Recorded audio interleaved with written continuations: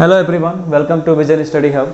और आज हम लोग डिस्कस करेंगे कंटिन्यूटी एंड डिफरेंटबिलिटी में एक्सरसाइज 5.1 के जो रेस्टिंग और पोर्शन थे। पहला पोर्शन तो मैं आप लोग को बता चुका हूँ। रेस्टिंग के और जो पोर्शन थे उसमें सॉल्यूशन 14 से बात करते हैं। सॉल्यूशन 14 से आज हम लोग बात करने वाले हैं। तो 14 नंबर जो क्वेश्चन है वो दिया है कि fx इक्वल 3 4 5 सब दे दिया। इसकी क्वालिटी भी दे दी कि 3 के लिए x जो है वो 0 से ग्रेटर है और इक्वल भी है, 1 से स्मॉलर है और 1 के इक्वल भी, यानी कि 0 से 1 के बीच में है। 0 से क्या है, 1 के बीच में है, यही उसका टाइम इंटरवल है। फिर 4 कब आएगा, जब x जो है 1 से ग्रेटर होगा और 3 से स्मॉलर होगा, यानी कि 1 से 3 के बीच में।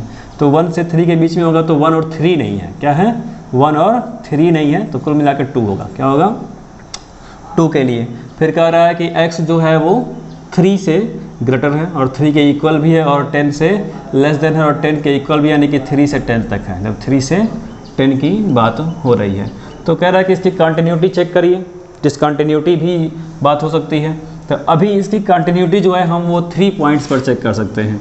x इक्वल 1, x इक्वल 3 और x इक्वल 10। इन 3 पॉइंट्स पर हम इसकी कंटिन्यूटी चेक कर लेंगे। क्योंकि कंटिन्यूटी चेक करने के लिए मैंने आपको बताया कि लेफ्ट हैंड लिमिट्स जाते हैं, इक्वल राइट हैंड लिमिट्स आते हैं और इक्वल वो FC वो वैल्यू खुद होती है, डायरेक्ट वैल्यू, करेक्ट ना। तो लेफ्ट हैंड लिमिट्स की बात करें तो हम 1 से पीछे जाएंगे और 1 से आगे भी जाते हैं राइट हैंड लिमिट्स में, तो बात तो सेम ही है। 1 के पीछे जाएंगे तो इधर जाएंगे, राइट जाएंगे तो आगे की तरफ जाएंगे। 3 से लेफ्ट जाते हैं, 3 से राइट जाते हैं, 10 से लेफ्ट जाते हैं, 10 से राइट जाते हैं। तो left hand limits equal right hand limits equal FC आए तो वो फंक्शन कंटिन्यूअस होता है। क्या होता है, कंटिन्यूअस होता है। इसके बारे में डिस्कस हम लोग कर चुके हैं। तो आइए फर्स्ट नंबर चेक करते हैं हम x इक्वल 1 पे। एट x इक्वल 1 पे इसकी कंटिन्यूटी चेक करते हैं। तो लेफ्ट हैंड लिमिट्स में क्या हो जाएगा, limitation x equal 1 negative fx equal limitation h tend to 0। दूसरा प्रोसेस अब h आ जाता है तो h इक्वल जब 0 हो जाएगा तो x इक्वल 1 निगेटिव हमें पुट करना पड़ता है। तो f इक्वल हो गया 1 माइनस h इक्वल, यानी 1 से बिलो। 1 माइनस h ही यहाँ दिखा देता है कि 1 से बिलो आपको जाना है। तो 1 से बिलो जाने वाली कंडीशन कहाँ है, ये है। 1 से बिलो जाने वाली कंडीशन ये है कि 1 से लेस देन है x, तब कितना आएगा, 3 आएगा। कितना आएगा, 3 आएगा। तो ये कितना हो गया, ये हो गया आपका 3। तो इसको हम लिखेंगे लिमिटेशन h टेंड्स टू 0 3। अब चूंकि 1 से लेस देन में 3 ही रखा हुआ है, उसके साथ x y कुछ नहीं है तो 3 रख देंगे, तो वैल्यू कितनी हो गई, 3। कांस्टेंट का लिमिटेशन आप जानते हैं 3 ही होता है। कितना होता है, 3 है। फिर बात करेंगे राइट हैंड लिमिट्स की। राइट हैंड लिमिट्स की तो राइट हैंड लिमिट्स आपका हो गया limitation x tend to 1 positive fx equal limitation h tend to 0 f1 plus h। अब क्या हो गया, 1 से आगे जाएंगे, 1 से आगे। तो 1 से आगे जाने वाली कंडीशन में ध्यान दीजिएगा, 1 से आगे जाने वाली कंडीशन में लिमिटेशन h टेंड टू 0 पहले लिख ले रहे हैं। 1 से आगे जाने वाली कंडीशन कहाँ है, 1 से लेस देन जाने वाली कंडीशन यहाँ है, तो यहाँ पे वो 3 आ रहा है। क्या आ रहा है, 3 आ रहा है। ध्यान दीजिएगा, ये वाली कंडीशन को सोचिए, यहाँ पे 3 आ रहा है। और 1 से ग्रेटर वाली कंडीशन यहाँ है, यानी x जो है वो 1 से ग्रेटर है। तो 1 से ग्रेटर है तो कितना आ गया, वो 4 आ गया। कितना आ गया, 4 आ गया। तो ये हो गया 4, यानी कि वैल्यू कितनी आ गई, 4 आ गई।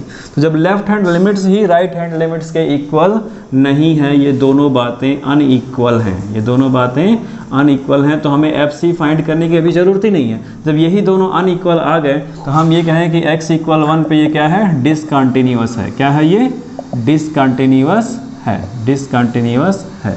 मैंने आपको बताया था कि कोई भी पॉलिनोमियल फंक्शन जो होता है रियल नंबर्स, किसी भी रियल नंबर्स पे कंटिन्यूअस होता है। यहाँ पे ये 0 पॉलिनोमियल है। कैसा है, 0 पॉलिनोमियल है। तो यहाँ पे थोड़ा डाउट बनता है, ये 0 पॉलिनोमियल है, कोई मोनोमियल नहीं है, बाइनोमियल नहीं है, बट ये 0 पॉलिनोमियल, इसलिए डाउट बनता है कि कंटिन्यूअस होगा कि डिसकंटिन्यूअस होगा। तो इसलिए मैंने चेक किया कि x इक्वल 1 पे क्या है, तो x इक्वल 1 पे डिसकंटिन्यूअस है। x इक्वल 3 पे भी आप चेक करना है, x इक्वल 3 पर क्या होगा, ये कंटिन्यूअस आएगा। x इक्वल 3 पर ये, वहाँ पर भी ये डिसकंटिन्यूअस आएगा, वहाँ पर भी ये डिसकंटिन्यूअस आएगा। कंटिन्यूअस किस पर आएगा, ये कंटिन्यूअस आएगा x इक्वल 10 पर। किस पर आएगा, x इक्वल 10 पर ये कंटिन्यूस आएगा। पूछो कैसे, पूछो कैसे? क्योंकि x इक्वल 10 की जब बात होगी तो लेफ्ट हैंड लिमिट्स की बात होगी तो कहाँ जाएंगे आप? 5 में ही जाएंगे। राइट हैंड लिमिट्स की बात होगी तो x के इक्वल दिखाएगा, तब भी आप कितना जाएंगे? 5 ही जाएंगे। तो दोनों वैल्यू क्या होगी?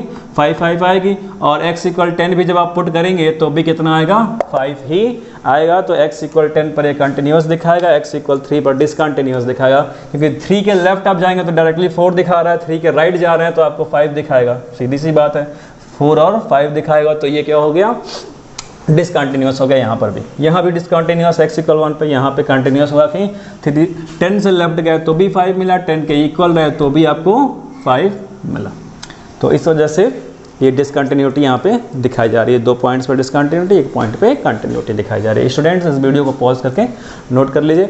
अब बात करते हैं नेक्स्ट क्वेश्चन की। नेक्स्ट क्वेश्चन है हमारा, अब बात करते हैं क्वेश्चन नंबर 16 के सॉल्यूशन की। इसमें भी कंटिन्यूटी चेक करनी है कि कौन से पॉइंट्स पर ये कंटिन्यूस है या कौन से पे नहीं है। 15 जो है वो सेम है, 15 जो है इसी की तरह है, सेम है।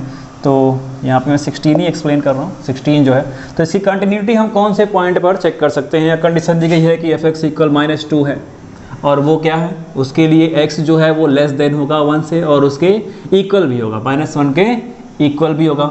फिर दिया है 2x और वो 2x क्या है? उसके लिए कंडीशन की x ग्रेटर है -1 से, स्मॉलर देन है 1 के और इक्वल भी है 1 के।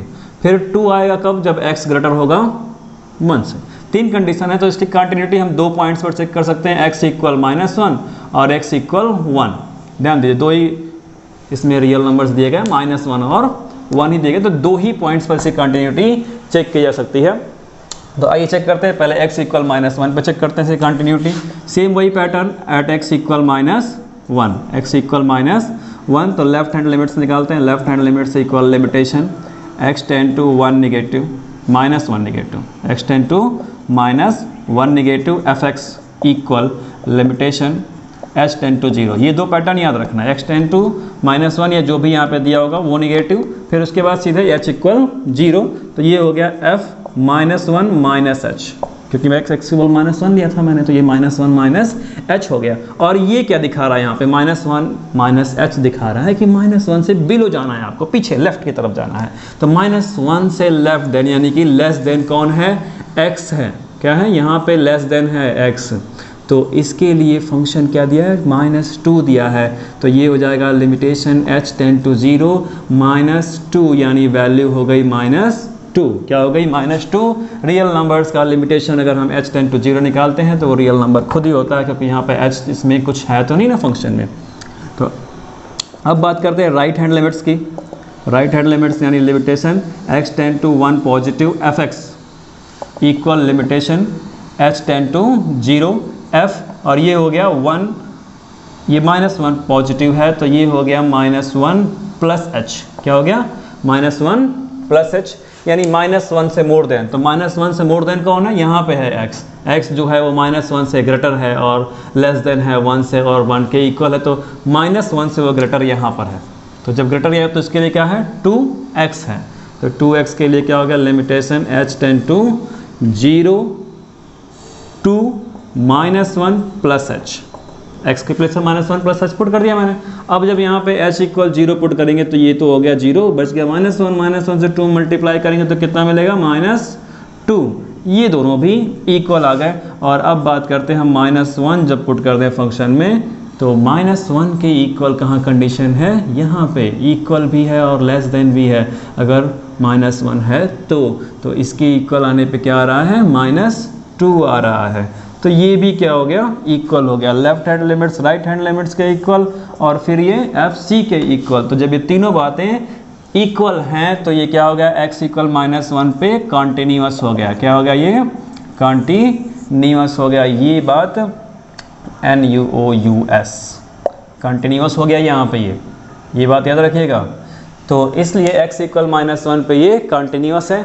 सेम उसी तरह से हम x इक्वल 1 पर भी चेक करेंगे। सेम क्राइटेरिया था हम इसी तरह से सेम x इक्वल 1 पे हमें चेक करना है। तो वहाँ पर भी ये क्या होगा? कॉन्टिन्यूस आना है, इसे कॉन्टिन्यूस आना है। कैसे?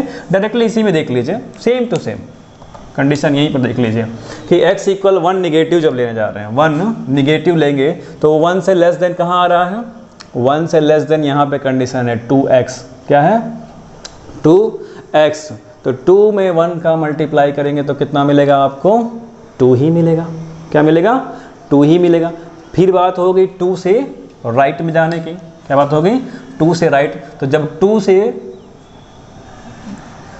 फिर बात होगी 1 से राइट जाने की, 1 प्लस की बात होगी, तो 1 से मोर देन, यहाँ कंडीशन दी जा रही है 1 से मोर देन, तब भी फंक्शन में कितना आएगा 2 आएगा। सेम इसी तरह से आप 2 लिखेंगे तो वैल्यू 2 आ जाएगी। तो left hand limits right hand limits क्या हो गई, इक्वल हो गई। फिर बात आ गई कि 1 को ही रख दो, f1 रख दो, तो f1 जब यहाँ पर रखेंगे तो कितना मिलेगा आपको 2 × 1, तब भी कितना आना है 2 ही आना है, यानी तब भी वो कंटिन्यूस ही होगा, x इक्वल 1 पे भी कंटिन्यूस, -1 पे भी कंटिन्यूस। अब बात करते हैं क्वेश्चन नंबर 17 की। क्वेश्चन 17 उसका सॉल्यूशन मैंने यहाँ पे लिख दिया। क्वेश्चन ये है कि fx इक्वल ax + 1 है जब x लेस देन है 3 के और इक्वल भी है 3 के। फिर fx इक्वल bx + 3 है जो x उसके लिए क्या है 3 से ग्रेटर देन है। ध्यान देना लेफ्ट हैंड लिमिट्स और राइट हैंड लिमिट्स की बात जरूर यहाँ पे दी जाएगी। अब उसमें एक कंडीशन और भी दी गई है कि वो x इक्वल 3 पर क्या है कंटिन्यूस है, x इक्वल 3 पर वो कंटिन्यूस है। तो आपको यहाँ पे ax + 1 और bx + 3 x की वैल्यू बतानी है, क्या करनी है x की वैल्यू को बताना है। तो चलिए लेफ्ट हैंड लिमिट्स और राइट हैंड लिमिट्स फाइंड करते हैं। ये है यहाँ पे लेफ्ट हैंड लिमिट्स, तो लेफ्ट हैंड लिमिट्स क्या हो जाएगा x इक्वल 3 पे ही करना है हमें, x इक्वल 3 पे कंटिन्यूस है, तो ये हो गया limitation x tend to 3 negative fx equal limitation h tend to 0, h tend to 0 f। 3 से निगेटिव कौन है, तो वो है 3 - h, क्या हो जाएगा 3 - h। तो 3 - h क्या दिखाता है कि 3 से आपको बिलो जाना है, लेफ्ट में जाना है। तो 3 से लेफ्ट में आप कहाँ जाएंगे, यहाँ कंडीशन दी गई है 3 से लेस देन क्या है ax + 1, यानी पुट करते हैं limitation h tend to 0 a है ना, ax + 1 है तो x के प्लेस पर हमें 3 - h पुट करना है, 3 - h + 1, तो ये क्या हो गया limitation h tend to 0, multiply कर देते हैं इसका बड़े अच्छे से, तो ये हो गया 3a - ah, क्या हो गया -ah और साथ में ये +1। तो जब यहाँ पे हम h की वैल्यू रखेंगे तो ये पोर्शन क्या हो गया 0, हमें क्या मिल रहा है 3a + 1, ये मिला हमें लेफ्ट हैंड लिमिट से, क्या मिल गया 3a + 1। अब बात करेंगे राइट हैंड लिमिट्स की। Right hand limits equal limitation x tend to 3 positive fx equal limitation h tend to 0 f 3 + h, 3 + h हो गया। 3 + h का मतलब कि 3 से मोर देन, h कुछ तो होगा ना, तो मोर देन जाते हैं, तो 3 से मोर देन यह है यहाँ पे कि x जो है 3 से ग्रेटर है, तो 3 से मोर देन है, यानी ये कंडीशन आएगी bx + 3, तो limitation h tend to 0 b और x के प्लेस पर 3 + h पुट करना है +3, तो ये क्या हो गया आपका limitation h tend to 0, multiply कर देते हैं 3b हो गया +bh हो गया +3 हो गया। तो अब यहाँ पर bh क्या हो जाएगा 0, ये पोर्शन हो गया 0, तो आपको मिल रहा है 3b + 3, 3b + 3। अगली बात जब आप इसमें 3 पुट करेंगे, डायरेक्टली 3 आप पुट करेंगे तो f3 कितना हो जाएगा, तो 3 के इक्वल कौन है, 3 के इक्वल यहाँ वाली कंडीशन है, 3 के इक्वल वाली यहाँ पे कंडीशन है, तो a × 3 करेंगे तो कितना मिलेगा 3a + 1, क्या मिल गया 3a + 1, यही मिलेगा ना। 3 के इक्वल जब दिया है तो 3 से मोर देन दिया है, तो ये कितना हो गया 3 से मोर देन, तो ये हो गया 3a + 1। अब यहाँ पर left hand limits right hand limits के इक्वल है और ये भी जो है ये इसके इक्वल है, तो हम इसको इसके इक्वल दिखाते हैं, सीधी सी बात है 3a + 1 इक्वल 3b + 3, इसको इसके इक्वल दिखाएंगे तब तो a और b की वैल्यू नहीं मिलने वाली है। यहाँ से लाते हैं एक और इक्वेशन, यहाँ से एक और इक्वेशन लाते हैं, तो ये हो गया 3a = 1 जाएगा उधर तो माइनस हो जाएगा, तो ये हो गया 3b + 2, क्या हो गया 3b + 2, तो a इक्वल क्या हो जाएगा 3b + 2 अपॉन 3, अलग अलग आप लिखेंगे तो 3b/3 हो जाएगा और +2/3, यानी कि आप इसको बड़े आराम से ले सकते हैं कि a इक्वल b + 2/3, ए और बी के बीच रिलेशन दिखाना था, ए और बी के बीच क्या करना था, रिलेशन दिखाना था। एक्स की वैल्यू नहीं फाइंड करनी थी, एक्स की वैल्यू नहीं फाइंड करनी थी, ए और बी के बीच का रिलेशन दिखाना था। तो ए इक्वल हो गया b+2/3, b+2/3।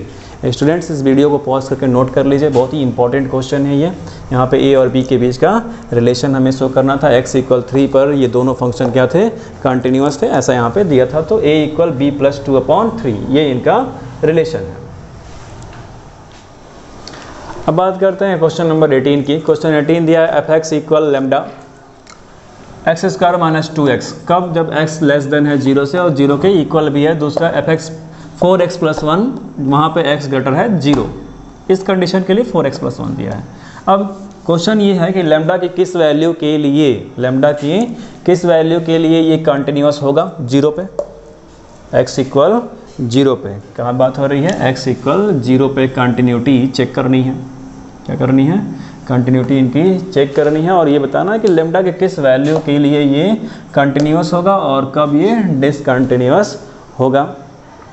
तो 0 पे होगा या 1 पे होगा, किस पर होगा, लैम्डा की किस वैल्यू। तो हम इसको चेक करेंगे, एक बार x = 0 पर और एक बार 1 पर, दो बार चेक करते हैं स्टार्टिंग के लिए कि लैम्डा के किस वैल्यू पे लैम्डा क्या इसको अफेक्ट करता है कि नहीं करता है। तो देखते हैं एट x = 0, x = 0 चलते हैं, लेफ्ट हैंड लिमिट्स फाइंड करते हैं। ये हो गया limitation x tend to 0 negative fx equal limitation h tend to 0। ये दो कंडीशन आप हमेशा याद रखना कि x टेंड टू 0 नेगेटिव, फिर h टेंड टू 0 आता है। तो ये हो गया f0 - h, यानी 0 से बिलो, 0 - h का मतलब 0 से बिलो, ये है क्या है, ये कंडीशन है। तो ये क्या हो गया कि limitation h tend to 0 lambda और x² के प्लेस पर क्या हो जाएगा 0 - h, क्या हो गया 0 - h। तो 0 हो गया, -h यानी कि -h का स्क्वायर, फिर माइनस, ध्यान दीजिएगा माइनस, ये यहाँ पे कुछ इस तरह से है लैम्डा, फिर -2 और x के प्लेस पर -h, क्योंकि बाकी तो चीज़ें 0 हैं, 0 - h यानी कि -h। तो ये भी 0 हो गया, h² का क्या होगा, ये भी 0 हो जाएगा, ये भी 0 हो जाएगा। तो 0 से लैम्डा में 0 मल्टीप्लाई करेंगे तो क्या मिलेगा, हमें 0 मिलेगा। क्या मिलना है, 0 मिलना है। फिर बात करेंगे राइट हैंड लिमिट्स की। राइट हैंड लिमिट्स यानी lambda x tend to 0 positive, fx equal limitation h tend to 0 and f 0 + h, यानी कि 0 से मोर देन आपको जाना है। तो 0 से मोर देन यहाँ पे बात हो रही है कि x जो है 0 से मोर देन है। तो अब ये क्या हो गया, लिमिटेशन h टेंड टू 0 और ये हो गया 4, x के प्लेस पर 0 + h + 1, क्या हो गया +1। तो 0 तो 0 ही है, h के प्लेस पर 0 पुट करेंगे तो ऑलरेडी 0 हो गया, उस 0 से 4 में मल्टीप्लाई करेंगे तो ये वैल्यू क्या हो गई, पूरी की पूरी 0 हो गई। तो मिला क्या, हमें 1 मिला। तो यही दोनों बातें यहाँ पे क्या हो गई, अनइक्वल हो गई। तो जब ये अनइक्वल हो गई तो x = 0 पर क्या हो गया, ये डिसकंटिन्यूअस, क्या हो गया, ये डिसकंटिन्यूटी को शो कर रहा है, डिसकंटिन्यूटी को शो कर रहा है। तो यहाँ पे ये हो गया 0, x = 0 पे क्या हो गया, ये डिसकंटिन्यूटी दिखा रहा है। सिमिलरली सेम ऐसे ही आपको चेक करना है x = 1 पे, x = 1 पे चेक करना है। तो वहाँ पे ये कंटिन्यूटी दिखाएगा, वहाँ पे क्या करेगा, ये कंटिन्यूटी दिखाएगा। तो अब ये कंटिन्यूटी और डिसकंटिन्यूटी के लिए स्टेटमेंट भी लिखना पड़ेगा। क्या करना पड़ेगा, स्टेटमेंट को लिखना पड़ेगा। चूँकि अब x = 1 पे कैसे कंटिन्यूटी दिखाएगा, तो बात होगी कि x = 1 से मोर देन जाना है। क्या करना है, 1 से मोर देन जाना है, तब भी आप यही दिखाएंगे। x = 0 से मोर देन यानी 1 से मोर देन, नंबर लाइन यहीं पर जाते हैं तो 0 से मोर देन होगा ना, ये 0 है ये 1 है, तो 0 से मोर देन तब भी आप इधर ही आएंगे, करेक्ट है। तो क्योंकि ये 1 की बात होगी ना, यहाँ से 0 से मोर देन हो रहा है, लेकिन हम जब 1 पे दिखाएंगे तो 1 से मोर देन यानी तब भी इधर ही जाएंगे, और 1 से लेस देन तब भी हम क्या कर रहे हैं, 0 से इधर ही जा रहे हैं, तब भी हम इसी को दिखाएंगे। तो 1 - भी हम इसी को दिखाएंगे, 1 भी हम इसी को दिखाएंगे, 4x + 1 को ही। तो वैल्यू क्या होनी है, सेम ही आनी है। 1 दिखाएंगे तब भी सेम ही वैल्यू आनी, तो 1 पे ये कंटिन्यूअस होगा। तो लैम्डा के अकॉर्डिंग कुछ स्टेटमेंट यहाँ पर राइट करने पड़ेंगे। तो डिसकंटिन्यूटी में क्या स्टेटमेंट होगा, यहाँ पे लिखेंगे हम for no value of lambda, for no value of lambda, for no value of lambda function is continuous, function is continuous, function is continuous at x equal 0, at x equal 0 for no value of lambda function is continuous at x equal 0 और x equal 1 के लिए लिखेंगे कहीं for any value of, for any value of lambda, for any value of lambda function is continuous, function is continuous at x equal 1, at x equal 1 for any value of lambda function is continuous at x equal 1। Lambda की किसी भी value के लिए x equal 1 पर ये function क्या है, continuous है, और लैम्डा के किसी वैल्यू के लिए ये x इक्वल 0 पर कंटिन्यूस नहीं है। बात समझ में आ गई सबको कि x इक्वल 0 पर ये लैम्डा की किसी वैल्यू के लिए कंटिन्यूस नहीं है। तो इस वीडियो को पॉज करके ये स्टेटमेंट्स, ये सॉल्यूशन ज़रा नोट कर लीजिए, बहुत ही इंपॉर्टेंट है ये। अब बात करते हैं सॉल्यूशन नंबर 19 की। इसमें क्वेश्चन दिया है gx से लिख सकते हैं फंक्शन को या fx से लिख सकते हैं। दिया है gx equal x minus box x, mode नहीं है ये बॉक्स x है, इसको बॉक्स x पढ़ते हैं, याद रखना। कह रहा है कि इज डिसकंटिन्यूस है at all integral points, all integral points. तो इसके लिए बता दूं कि x माइनस मॉड, ये जो बॉक्स x लिखा है इसका मतलब होता है कि ये x नहीं है यहाँ पे, ये x से थोड़ा कम है, थोड़ा क्या है, कम है, x से थोड़ा कम है। हर एक कंडीशन में ये क्या होगा, थोड़ा सा कम ही होगा हर एक इंटीग्रल पॉइंट्स के लिए, इसीलिए इसको बॉक्स में लिखा गया है। इसकी स्पेशल मीनिंग है, स्पेशल मीनिंग को समझ लेना कि ये थोड़ा सा कम ही होता है। क्या होता है, थोड़ा सा कम ही होता है। फिर दूसरी कंडीशन है कि थोड़ा सा कम के साथ साथ ये इक्वल भी होगा, लेकिन ज़्यादा नहीं होगा।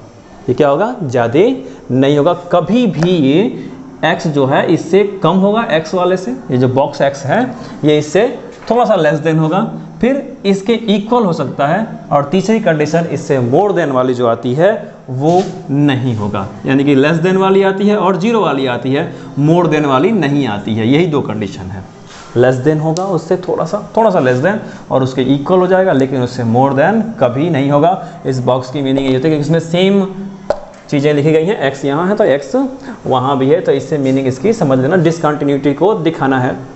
तो लेट करते हैं कि let a b any positive integer, any positive integer, any positive integer, any positive integer, और जहाँ पे a बिलोंग करता है, जहाँ पर a बिलोंग करता है z पॉजिटिव से। z पॉजिटिव का मीनिंग आपको समझ में आ रहा है, z जो होता है वो इंटीजर होता है। क्या होता है, इंटीजर, लेकिन पॉजिटिव से क्या मतलब कि वो पॉजिटिव इंटीजर है।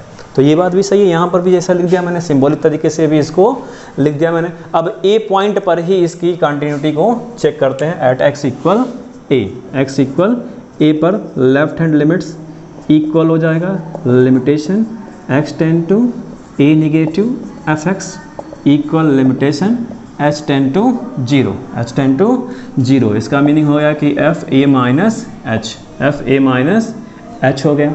जब a माइनस h हो गया तो a से लेस देन की बात होती है, किससे बात होती है, लेस देन की बात होती है। तो ये हो गया लिमिटेशन h टेंड टू 0, एक ब्रैकेट में a minus h, a minus h, और माइनस बॉक्स में लिखेंगे, इसको बॉक्स में लिखते हैं a माइनस h। तो ये क्या होगा, उससे थोड़ा सा कम ही होगा। तो इसकी मीनिंग इस तरह से लिखेंगे हम, limitation h tend to 0 a minus h, a minus h open कर देते हैं इसे, a minus h minus a, और ये क्या होगा, माइनस इसमें मल्टीप्लाई होगा प्लस में, तो कितना हो जाएगा, तो ये इससे प्लस h इसको नहीं लिखेंगे, उससे कम, तो ये कितना लिखेंगे, ये प्लस 1 हो गया।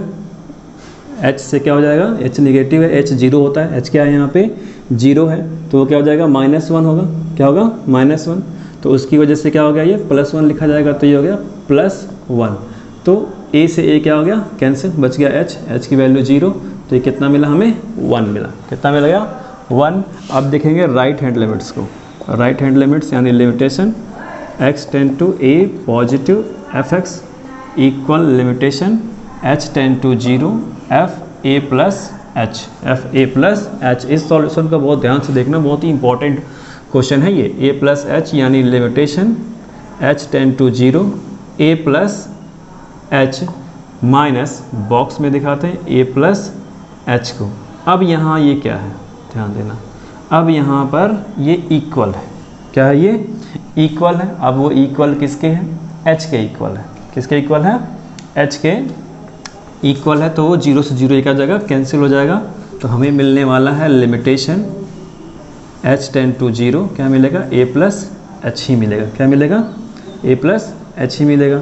यहाँ पे थोड़ा सा लेस देन था, अब क्या हो गया, a प्लस एच, तो वैल्यू पुट करेंगे तो हमें कितना मिलने वाला है, 0, क्या मिलेगी हमें वैल्यू, 0 वैल्यू मिलेगी।